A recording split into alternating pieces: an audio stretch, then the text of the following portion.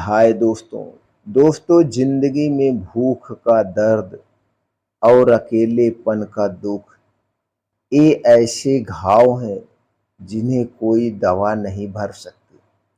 भगवान गौतम बुद्ध ने कहा था कि भूख मिटाने वाला और दुख में साथ देने वाला इंसान भगवान से भी बड़ा होता है। आज मैं आपको एक ऐसी कहानी सुनाने जा रहा हूँ जो आपके दिल को छू जाएगी।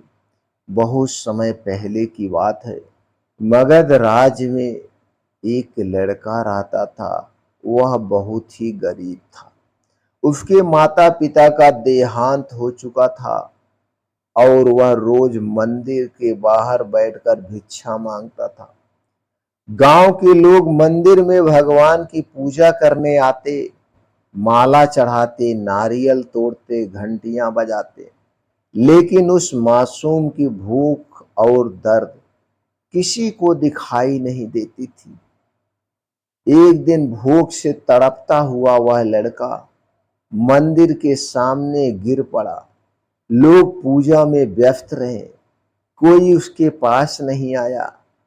तभी वहां से एक गरीब विधवा गुजर रही थी।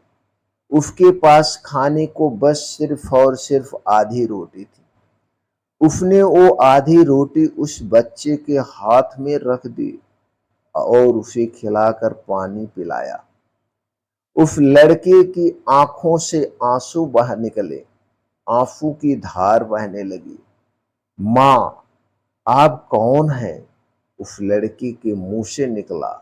वो औरत मुस्कराई, मैं कोई देवी नहीं, बस एक माँ हूँ। मैं कोई देवी नहीं, बस एक माँ हूँ जो तेरे दर्द को समझती हूँ। उसी रात गांव में बुद्ध का आगमन हुआ। लोगों ने उनका सत्कार किया और उनसे पूछा, भगवान, मंदिर में सब पूजा करते हैं, नारियल चढ़ाते हैं, फूल अर्पित करते हैं, इनमें सबसे बड़ा पुण्य किसका है? बुद्ध धीरे से मुस्कुराकर कहे, सबसे बड़ा पुण्य उस औरत का है जिसने उस भूखे बच्चे को आधी रोटी दी और उसका दुख बांटा। याद रखो, भूख मिटाने वाला और दुख में साथ देने वाला भगवान से भी बड़ा होता है। भगवान से भी बड़ा होता है, वही सबसे बड़ा भगवान है। गांव वाले अस्तंभ रह गए। सब समझ गए कि पूजा और मंत्रों से ज्यादा महत्व इंसानियत और करुणा का है। तो दोस्तों, इस कहानी से हमें यही शिक्षा मिलती है कि इंसान का असली धर्म भूखे को भोजन देना और दुखी को सहारा देना है। मंदिर, मस्जिद, गिरजाघर और गुरुद्वारे हमें भगवान तक पहुंचाते हैं, लेकिन एक भूखे पेट को रोटी और रोते को दिल का सहारा या हमें सीधे भगवान के हृदय तक पहुंचा देता है।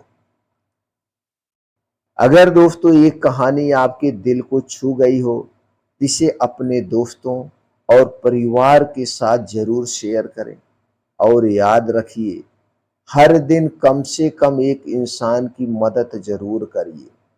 हर दिन एक इंसान की मदद जरूर करिए, क्योंकि वही सच्ची भक्ति होती है।